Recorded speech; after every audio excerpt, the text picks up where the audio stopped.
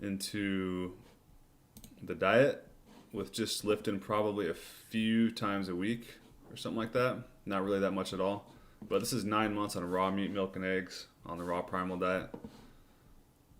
And then here's like a good picture of me before. So this is me 1 month cooked carnivore. And then this is me 9 months primal. And then this is me, my most recent picture, actually before I probably lost about 10 pounds since then because I fasted it off. I was a little overweight on this picture, but that's a 1 month carnivore, 9 months primal, and then 18 months primal, which is a kind of, it looks to me like a pretty significant change right there, man. Especially from that to that, I almost don't even look like the same person, I don't think, and I don't feel like the same person either.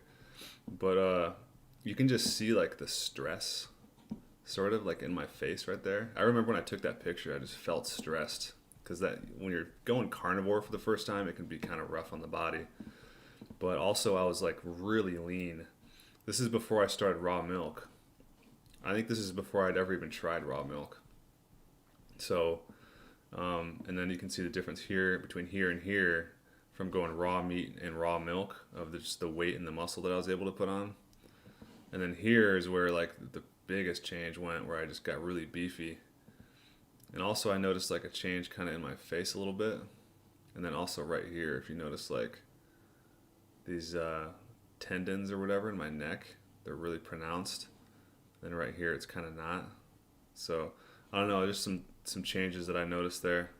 And that's only 18 months, which is crazy. Like who's going to know what I'm going to look like in 2 years, 5 years, you know what I'm saying? And if I actually like pay, you know, like pay attention to weightlifting more, stuff like that. Here's I did a milk bath. I should do probably a video on milk baths, but I did a milk bath, which was awesome, man. I poured like a half gallon in there, made my skin really soft, and I felt pretty good afterwards. But it was really cool, man. Definitely recommend that. And I remember it like detoxed my face really clean. There was something, I have like a injection coming out of my cheek, a Novocaine injection from last year, detoxing out of my cheek, and it cleared that up. Here's some, what I found out was most likely wild caught tuna.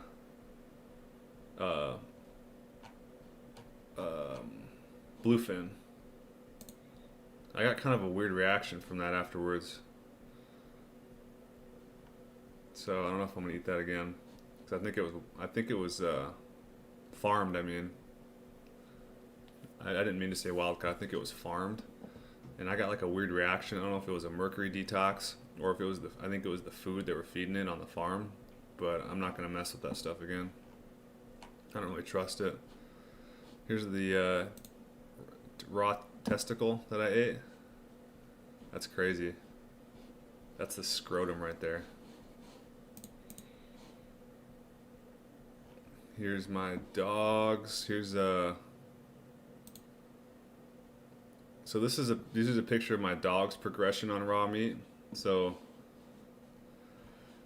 notice, all right, so this is them when they're puppies eating kibble, and then this is him on raw meat. If you notice like the jaw right here, notice how it gets wider. See how it got wider like that? Then also notice around the eye right here. Look at that. And then look how much like more pronounced that raccoon thing is right there. And then also look at the color of brown right here. And then look how much lighter it is. Look how much lighter brown. And even his nose looks healthier. You see his nose there? And look at his nose there.